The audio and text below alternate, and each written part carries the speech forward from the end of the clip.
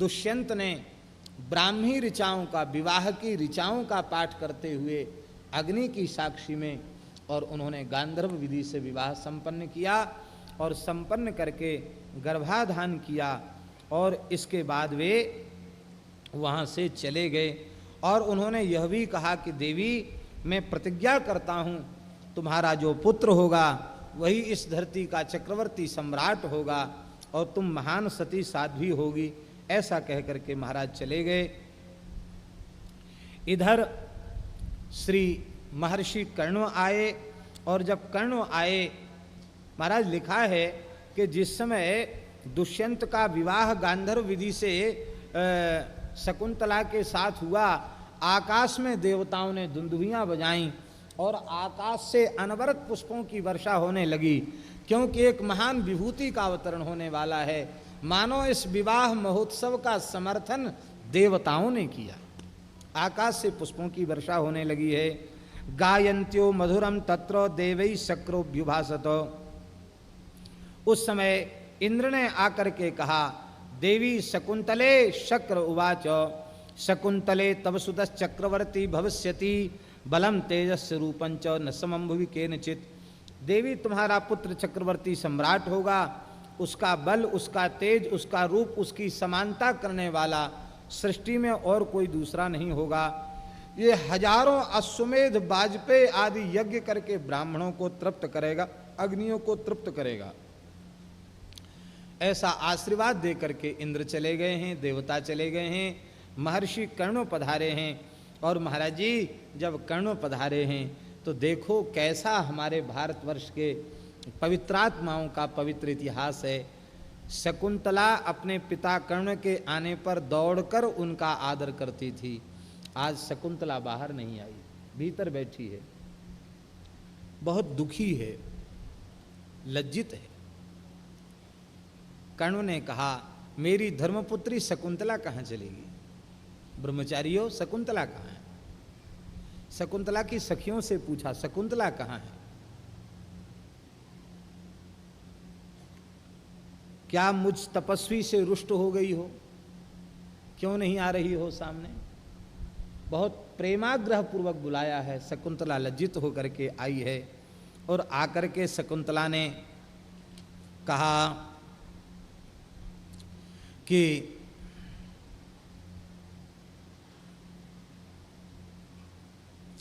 हे भगवान, मैं आपकी शरण में हूं, मेरे अपराध को क्षमा करना और मेरे पति का अभ्युदय हो, मेरे पति के वंश की वृद्धि हो, ऐसा मुझे आशीर्वाद प्रदान करना। भवितव्यतावश चक्रवर्ती सम्राट महाराज दुष्यंत के साथ मैंने गांधर्व विवाह के प्रस्ताव को स्वीकार किया और उन्होंने अपना अमोघ तेज मेरे गर्भ में स्थापित किया है। आपसे बिना पूछे यह कर्म हुआ है। आप क्रोध पूर्वक मेरे पति के वंश को नष्ट न करें, ऐसी कृपा आप करें। अपराध तो मुझसे हो ही गया है। यह सुनकर के उनके नेत्रों से जल बहने लग गया और उन्होंने कहा, शकुंतला तुम धन्य हो, तुम्हारा सतीत्व धन्य है, तुम्हारा पातिव्रत धन्य है। तुमने जो निर्णय किया है मैं स्वयं जानता था और यह कार्य यहाँ होने वाला था, इसलिए मैं जानकर आश्रम से बाहर चला गया था। मैं तुम्हारे इस प्रस्ताव को सुन करके प्रसन्न हूँ। शास्त्र की विधि है कि कन्या विवाह के योग्य होवे उसी समय उसका विवाह कर देना चाहिए। सर्वोत्तम पक्ष ये है कि कन्या दान करना चाहिए, रजस्वला का दान नहीं करना चाहिए। रजो धर्म से युक्त होने के बाद उसका कन्यात्व नहीं रहता, फिर कन्यादान का पुण्य नहीं मिलता। और दुर्भाग्य की बात है, तुम्हारे जैसी रूपवती, गुणवती, शीलवती कन्या के योग्य कोई पति अब तक मुझे मेरी दृष्टि में नहीं आ रहा था, इसलिए मैं तेरा विवाह नहीं कर सका और तेरे अनेक ऋतुकाल व्यर्थ चले गए। इस बार तुमने ऋतुकाल को बचा करके गांधर्व विधि से विवाह करके मेरे भी धर्म की रक्षा की है और अपने भी धर्म की रक्षा की है। लिखा है तो अज्ञानान में पिता चेति दुरुक्तम वापि चांद्रतम अकार्यम वाप्य निष्ठम वा क्षंतुम रहती काश्यप। आप मेरे पिता हैं, मैंने अज्ञानवश जो कुछ किया हो आप क्षमा कर दें। प्रसन्न भय हैं कर्ण जी महाराज। और इधर बालक का जन्म हो गया। महाराज बालक बड़ा अद्भुत बालक प्रकट हुआ। उस बालक का नाम हुआ भरत। बोलो श्री भरत जी महाराज की जय। यह महान दिव्य बालक हुआ। इतना विलक्षण यह बालक था कि अभी इसके सारे जात कर्म संस्कार महाराज कर्ण ने संपादित किए, महर्षि कर्ण ने संपादित किए। ये इतना विलक्षण बालक था कि अभी 5 वर्ष की आयु का ही था। और सिंहों को, व्याघ्रों को रस्सियों से पकड़कर खींच करके ले आता, वृक्षों से बांध देता। और 5 वर्ष का बालक, और एक घूंसा बबर शेर के जबड़े में जमाता, शेर पूंछ नीचे कर लेता, चिल्लाकर मुंह फाड़ने लग जाता। तब वो कहता जृंभस्व सिंह दंतांते गणेश्य। महाकवि कालिदास लिख रहे हैं, अरे सिंह मुंह खोल, मैं तेरे दांत गिनूंगा। वो मिट्टी की गोलियों से गिनती नहीं सीखता, कांच की गोलियों से गिनती नहीं सीखता, कौड़ियों से गिनती नहीं सीखता। वो शेर के मुंह में हाथ डालकर दांतों पर उंगली रखकर गिनती करता, 1 2 3। 12 गैंडे, इनको भी वो पकड़ करके ले आता। महाराज लिखा है कि महर्षि कर्ण के क्षेत्र में राक्षसों का आना बंद हो गया। बड़े बड़े राक्षसों को उसने समाप्त कर दिया। वह 5 वर्ष का बालक ही उन राक्षसों से लड़ जाता और उनका गला घोट करके उनको राम राम कर देता। एक दिन की बात है, एक बड़ा भयंकर राक्षस आश्रम में प्रविष्ट हो गया। उस दैत्य ने इनके ऊपर आक्रमण किया। उस समय अपने चरण के प्रहार से आक्रमण करते हुए उस दैत्य को भरत ने गिरा दिया और अपने घुटने से उसकी छाती दबाकर, एक हाथ से उसका गला दबाकर घूंसे से प्रहार करने लग गया। अब तो महाराज वो चिल्लाया, डकराया, डकराते डकराते उसने मलमूत्र विसर्जन कर दिया और वह राम राम हो गया, पधार गया। उसके इस भयंकर पराक्रम को देख करके महर्षि कर्ण ने शांति विधान किया और उस बालक का नाम सर्वदमन रखा। ये सबका दमन करने वाला है। भगवान के अवतार का एक विशेष प्रमाण है। भगवान की विशेष शक्ति विभूति जिसमें होती है, उसके हाथ में बिना किसी रेखा से कटा हुआ हथेली के मध्य चक्र का चिन्ह होता है। भरत जी के दोनों हाथों में अक्षत चक्र का चिन्ह था, इसलिए इनको भगवान विष्णु का अंश माना गया। ये भगवान विष्णु के अंश ही थे। ऐसे ही महाराज परम पवित्र थे। अब समय से उनका यज्ञोपवीत संस्कार हो गया। यज्ञोपवीत संस्कार के बाद संपूर्ण धनुर्वेद की शिक्षा और वेद वेदांग की शिक्षा महर्षि कण्व ने ही उसे प्रदान कर दी। लेकिन आश्चर्य की बात यह थी कि इतना समय व्यतीत होने के बाद भी युवराज पद पर अभिषिक्त होने का समय आ गया, लेकिन महाराज ने कहा था कि मैं गाजे बाजे से तुमको लेने के लिए भेजूंगा, लेकिन महाराज ने कोई याद नहीं की। इस बात से बहुत अधिक दुख है शकुंतला को। कहीं पति ने मेरा परित्याग तो नहीं कर दिया, वर्षों हो चुके हैं। शकुंतला ने अब भोजन भी छोड़ दिया, जल भी छोड़ दिया, उसके केस जटाओं के रूप में परिवर्तित होने लगे, उसका मुख पीला पड़ गया, वह रोने लग गई। उस समय कण्व ने प्रसन्न होकर के कहा, शकुंतला कोई बात नहीं, महाराज का कोई बड़ा राज कार्य होगा, उसमें वे व्यस्त हो गए होंगे, कोई बात नहीं, मैं अपने शिष्यों के सहित तुम्हारे पुत्र के सहित वहाँ भेजता हूँ। और महाराज धर्मात्मा हैं, वे दृढ़ प्रतिज्ञ हैं, सत्य का पालन करने वाले हैं, वे अवश्य ही तुम्हारा आदर सत्कार करेंगे, जाओ। अपने शिष्यों के सहित महर्षि कर्ण जब भेजने लगे आश्रम के पशु पक्षी भी रुदन करने लगे, हिरन भी रुदन करने लगे। शकुंतला का ऐसा प्रेम सबके साथ था। और महाराज जी कहाँ तक कहें, महर्षि व्यास कह रहे हैं कि एव मुक्तो नतशिरा मुनिर्नोवाच किंचन मनुष्य भावात् कर्णोपि मुनिरश्रूण्यवर्तयत। जब शकुंतला की विदाई होने लगी तो शकुंतला ने रोते हुए महर्षि कर्ण को प्रणाम किया, उनकी प्रदक्षिणा की और कहा कि पिताजी जो कुछ उचित अनुचित हमसे बन गया हो आप ध्यान में नहीं रखना, हमारे ऊपर सदा कृपा रखना। यह सुनते ही महर्षि कर्ण अधीर हो गए और लिखा मनुष्य भावात। वे समर्थ ऋषि हैं लेकिन आज उनमें भी मनुष्यता का भाव आ गया, उनके नेत्रों से आंसू बहने लग गए। बेटी बेटी कह करके उन्होंने अपनी पुत्री को हृदय से लगा लिया। श्री व्यास जी भावुक हो गए इस दृश्य का दर्शन करके। और व्यास जी क्या कह रहे हैं सुनने योग्य है। बोले अभक्षान वायुभक्षाश्च शीर्ण पर्णाशनान मुनीन फलमूलासिनो दान्तान कृशान धमनि संततान व्रतिनो जटिलान मुंडान बलकना जिनवास संव्रतान।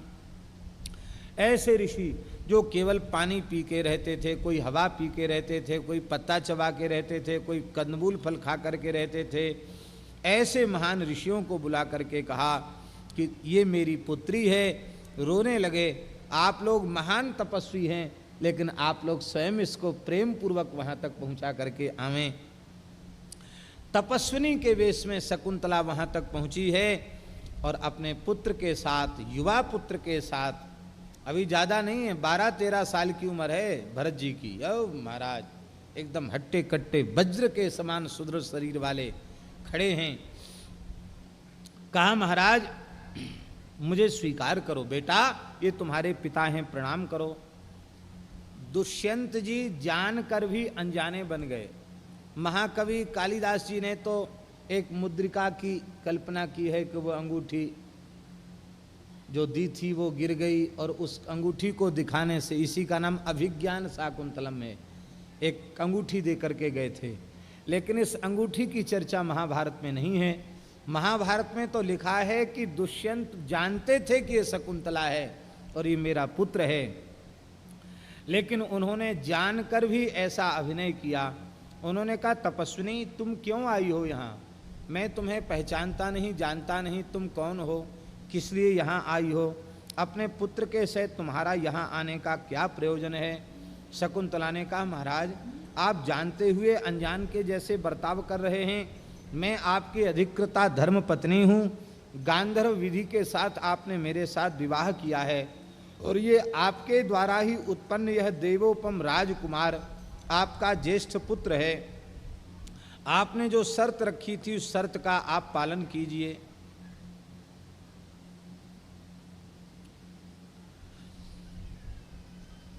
यह सुन करके महाराज ने कहा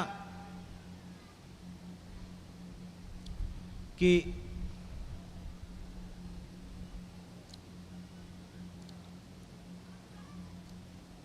अरे दुष्टा तपस्विनी, तू जो कुछ कह रही है इसका मुझे तनिक भी स्मरण नहीं। तुम्हारे साथ मेरा धर्म अथवा काम अथवा अर्थ को लेकर संबंध स्थापित हुआ इसका भी मुझे स्मरण नहीं है। तू क्यों व्यर्थ मेरे ऊपर आरोप लगा रही है कि मैं तुम्हारी पत्नी हूं और ये तुम्हारा पुत्र है। इसलिए तुम्हें भूख लगी हो भोजन करो, पुत्र के साथ भोजन करो और यहां से जाओ, यहां तुम्हारा कोई कार्य नहीं है।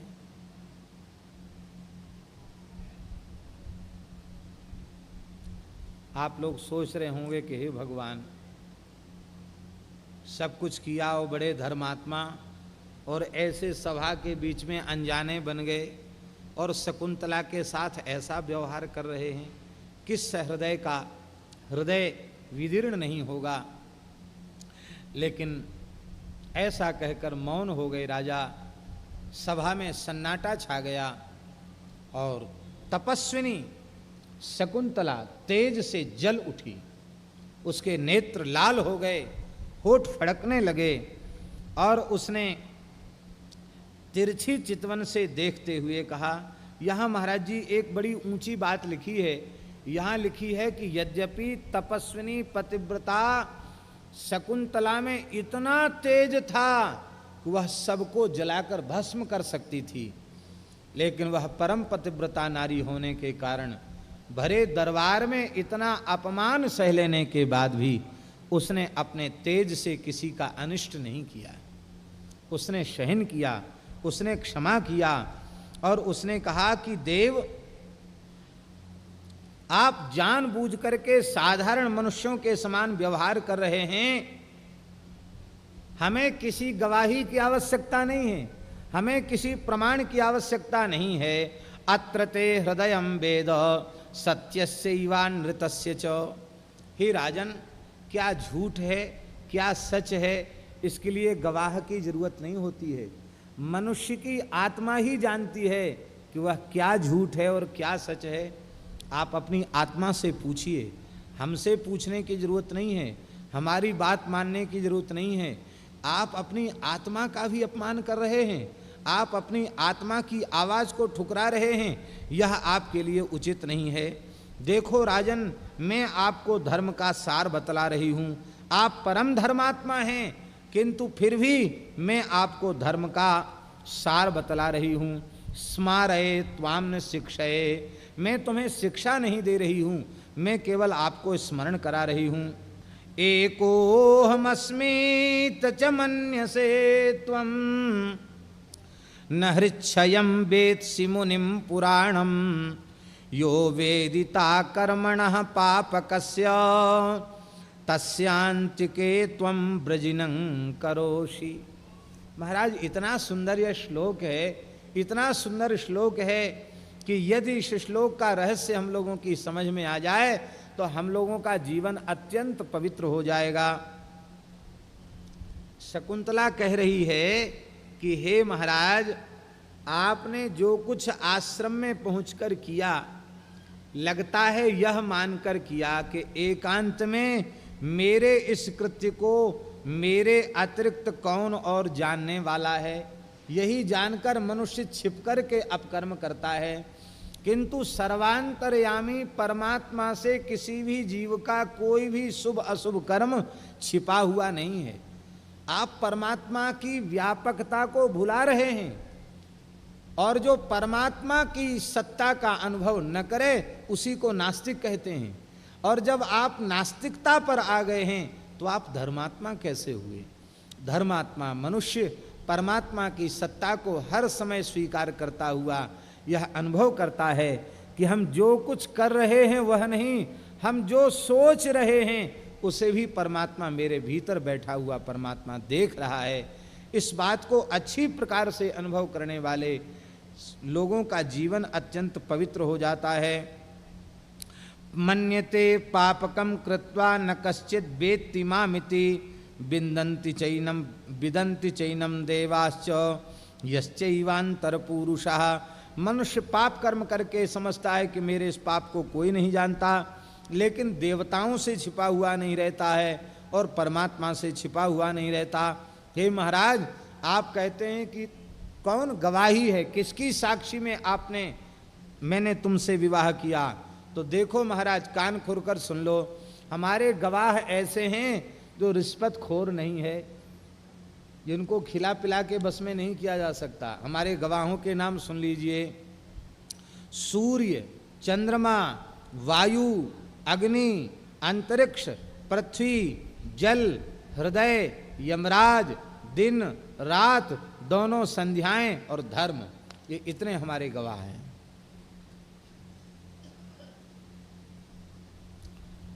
और अंत में फिर भी महाराज चुप रहे, कुछ बोले नहीं।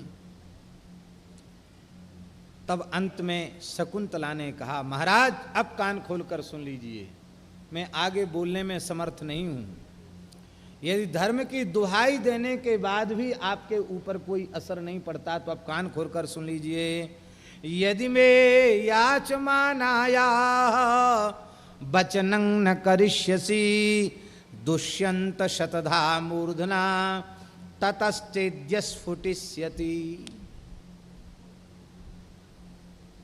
अब आखिरी बात है, यदि तुम मेरी बात को स्वीकार नहीं करोगे, मेरे सत्य को, धर्म को, पातिव्रत को ठुकराओगे, तो यह तुम्हारे मस्तक के 100 टुकड़े हो जाएंगे। इस प्रकार से उसने कह दिया। महाराज यह कहने के बाद कहा कि अरे आप बिल्कुल धर्म और सदाचार से शून्य हो रहे हैं। पति ही पत्नी के गर्भ से पुत्र के रूप में जन्म लेता है, इसलिए उसको जाया कहा जाता है।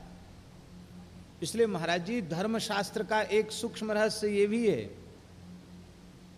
कि एक बार जब पति ही अपनी पत्नी के गर्भ से पुत्र के रूप में पैदा हो गया तो अब द्वारा वह पुत्रोत्पत्ति करे यह उसके लिए आवश्यक नहीं,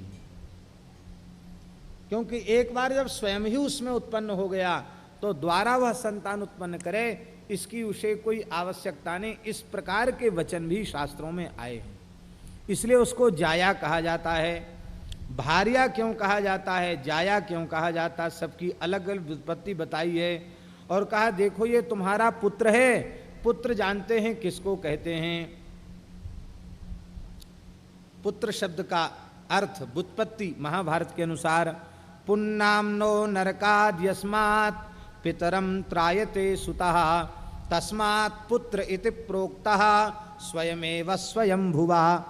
पुत्र शब्द का अर्थ है नरक, और जो नरक से अपने पूर्वजों को बचा लेवे उसको पुत्र कहते हैं। भार्या कौन है?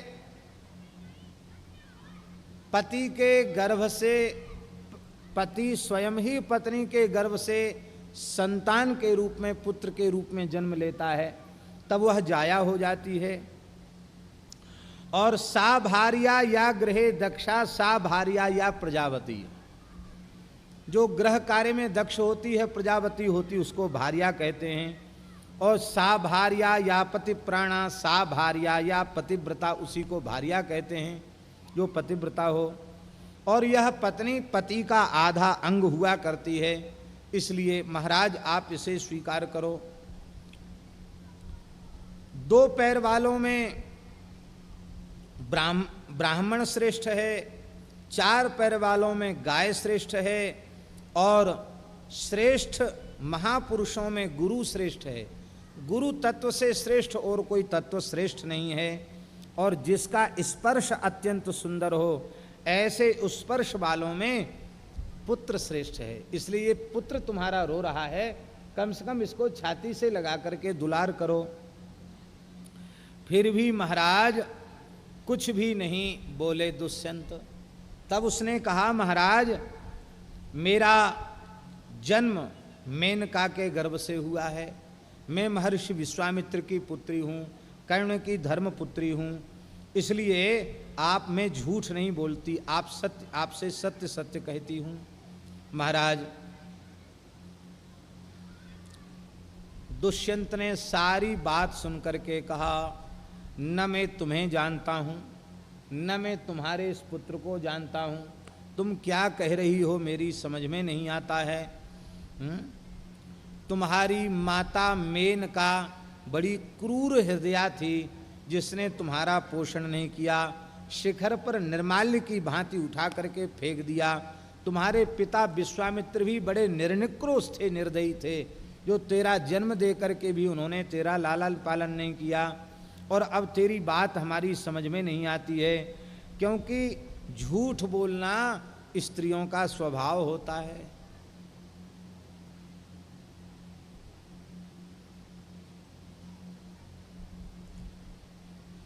इसलिए देवी तुम्हारी जहां इच्छा हो वहां तुम चली जाओ अपने पुत्र के सहित। हाँ मैं राजा हूं, कोई सहायता चाहिए हो, अन्न वस्त्र चाहिए हो, ले लो और जाओ।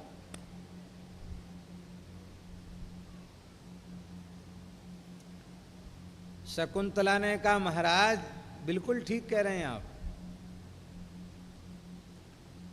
दूसरों के सरसों के दाने के बराबर छेद भी आपको बहुत बड़ा छिद्र दिखाई पड़ता है, और अपना छिद्र बेल के फल के बराबर हो वो भी आपको कुछ भी नहीं दिखाई पड़ता। ठीक है, मनुष्य की प्रकृति ही ऐसी हुआ करती है, लेकिन महाराज आप कैसे हैं हमसे मत पूछिए, अपनी अंतरात्मा के दर्पण में झांक कर देखिए, आपको अपने स्वरूप का ज्ञान होगा, आप कौन हैं, आप कैसे हैं। और ऐसा कह करके कहा कि महाराज अब कान खोलकर सुन लो, मैं अंतिम बात कह रही हूं, और फिर इसके बाद में आगे आपसे कुछ नहीं बोलूंगी। क्या लिखने योग्य श्लोक है। शकुंतला ने अंत में सत्य की दुहाई दी। शकुंतला कहती है अश्वमेध सहस्रंच सत्यंच तुलया धृतम, अश्वमेध सहस्राधि सत्यमेव विशिष्यते। ब्रह्मा जी ने तराजू पर एक पल्ले पर 1000 अश्वमेध यज्ञों को रखा और एक पल्ले पर केवल सत्य को रखा, तो 1000 अश्वमेध यज्ञों का पुण्य एक सत्य के पुण्य से हल्का सिद्ध हो गया। असत्य से बढ़कर के पाप नहीं है और सत्य से बढ़कर धर्म नहीं है। नास्ति सत्य समो धर्मो न सत्यात् विद्यते परः परम न ही तीव्रतरम किंचित अनृतादिह विद्यते। सत्य से बढ़कर धर्म नहीं, सत्य से श्रेष्ठ कोई तत्व नहीं, और अधर्म असत्य से बढ़कर के और कोई दूसरा नहीं है। जैसे ही ऐसा कहा उसी समय महाराज आकाशवाणी हुई, महाराज दुष्यंत बहुत परीक्षा हो चुकी, अब आप शकुंतला की और अधिक परीक्षा न लें। शकुंतला परम पतिव्रता सती साध्वी है, आपकी अधिकृता पत्नी है, और यह आपका ही पुत्र है। आप आदर कीजिए, अन्यथा आपका लोक परलोक दोनों नष्ट हो जाएंगे। महाराज जैसे ही यह बात सुनी है, आपने बड़ी प्रसन्नता व्यक्त की है, शकुंतला को स्वीकार किया है, भरत को स्वीकार किया है, और बड़े प्रसन्न होकर के कहा है, अन्न वस्त्र आदि के द्वारा सत्कार किया है, और कहा कि हे देवी तुम्हारा क्रोध अभी भी शांत नहीं हुआ, तो अब तुम सुन लो। मैं तुम्हें अच्छी प्रकार से पहचानता था कि तुम परम पतिव्रता मेरी पत्नी शकुंतला हो, और यह मेरा ही पुत्र है, मैं अच्छी प्रकार से जानता था। लेकिन यदि मैं बिना प्रजा की जानकारी के पुत्र के सहित तुम्हें अपने महल में ले आता, तो तुम्हारे चरित्र के प्रति संदेह और इस पुत्र के प्रति संदेह सदा सर्वदा प्रजा का बना रहता। पता नहीं राजा का पुत्र है भी कि नहीं। तो जो आदर जो सम्मान पुत्र के सहित तुम्हें प्रजा में प्राप्त होना चाहिए वो प्राप्त नहीं हो पाता। मैं यदि तुम्हें भरे दरबार में स्वीकार कर लेता तो प्रजा मुझे धर्मनिष्ठ नहीं समझती, मुझे विषयी कामी और लोलुप समझती, हमारे प्रति भी संदेह करती और तुम्हारे प्रति भी संदेह करती। लेकिन तुम्हारी वाणी से सत्य का प्रवचन हुआ, सत्य का स्वरूप अलग दिखाई पड़ जाता है। सारी प्रजा ने देख लिया कि तुम्हारी बातों में सच्चाई है, तुम परम पतिव्रता हो, आकाशवाणी इसे प्रमाणित कर रही है। अब तुम पूरी तरह अपने पुत्र के सहित प्रजा के मध्य प्रतिष्ठित हो चुकी हो, ऐसा कह करके उनको समझाया। और अब शकुंतला का दुख जो था वह दूर हो गया। प्रसन्न होकर के शुभ मुहूर्त में भरत को राज्य गद्दी पर बिठा करके युवराज पद पर अभिषिक्त कर दिया, और अभिषिक्त करके 100 वर्षों तक राज्य भोग करके 100 वर्षों तक राजा बनाने के बाद भी महाराज दुष्यंत शकुंतला के साथ रहे। अंत में सब कुछ त्याग करके जंगल में जाकर तप करके शकुंतला के सहित उन्होंने अक्षय लोकों को प्रस्थान किया। बोलो दुष्यंत महाराज की जय, अपने नाना जी लगे ना, भरत जी के नाना जी लगे महर्षि कर्ण, अपने नाना जी को यज्ञाचार्य बना करके गोवितत नाम का यज्ञ और अश्वमेध नाम का यज्ञ उन्होंने किया, भरत जी ने किया। और उस यज्ञ में 1000 पद्म स्वर्ण मुद्राएं कर्ण ऋषि को दक्षिणा के रूप में दी। पद्म एक संख्या होती ना, पद्म 10 पद्म, नील 10 नील, अरब खरब से ऊंचे की संख्या है पद्म। 10 पद्म स्वर्ण मुद्राएं दक्षिणा के रूप में प्रदान की। श्री व्यास जी महाराज कह रहे हैं, भरतात् भारती कीर्तिर्येनेदं भारतंकुलम अपरे ये च पूर्वे वै भारता इति विस्तृताः। भरत के नाम से इस भूखंड का नाम भारत हो गया, और इस भरत की संस्कृति से ही इस संस्कृति का नाम भारती हुआ। भरत के द्वारा प्रवर्तित संस्कृति भारतीय संस्कृति हुई, और इन्हीं भरत के संबंध के कारण कुरुवंश को भरतवंश कहा गया, और आज भी वे भरतवंशी राजा कहलाते हैं। इसके बाद वैशंपायन महर्षि ने दक्ष, वैवस्वत, मनु और उनके पुत्रों की उत्पत्ति का वर्णन किया है, पुरूरवा की उत्पत्ति का वर्णन किया है, नहुष और ययाति के चरित्रों का भी संक्षेप में वर्णन किया है। महाराज ययाति बड़े धर्मात्मा थे, उनका विवाह शुक्राचार्य की पुत्री देवयानी के साथ हुआ, और दानवराज बृहस्पति की पुत्री शर्मिष्ठा के साथ भी उन्होंने गांधर्व विधि से विवाह किया। बहुत लंबे समय तक संसार के भोगों को भोगा, और अंत में अपने पुत्रों की युवावस्था लेकर के भी संसार को भोगा। किंतु फिर भी उन्हें जब वैराग्य नहीं हुआ, तब उन्होंने एक गीत गाया, और उस गीत में उन्होंने कहा, न जातु कामः कामानाम उपभोगेन शाम्यति हविषा कृष्णवर्तमेव भूय एवाभिवर्धते। कहते हैं विषयों के भोग की इच्छा विषयों के भोग से कभी नष्ट नहीं होती, शांत नहीं होती है। जैसे प्रज्वलित घी में अग्नि डालते चले जाओ तो अग्नि प्रचंड होती चली जाएगी, वह कभी शांत नहीं होगी। इसी प्रकार से विषयों का त्याग ही वह कामाग्नि को शांत करता है। पृथ्वी रत्न संपूर्णा हिरण्यम पशव स्त्रिया नाल में कस्य तत्सर्वम इति मत्वा शमम व्रजेत। एक मनुष्य के लिए सारी रत्नों से परिपूर्ण पृथ्वी, सोना, चांदी ये सब पर्याप्त नहीं है, ऐसा जान करके साधक का कर्तव्य है वह परम संतोष को स्वीकार करे। इस प्रकार से आप सब कुछ दे करके पुरु को अपना उत्तराधिकारी राजा बना करके और वे उत्तम लोकों में चले गए।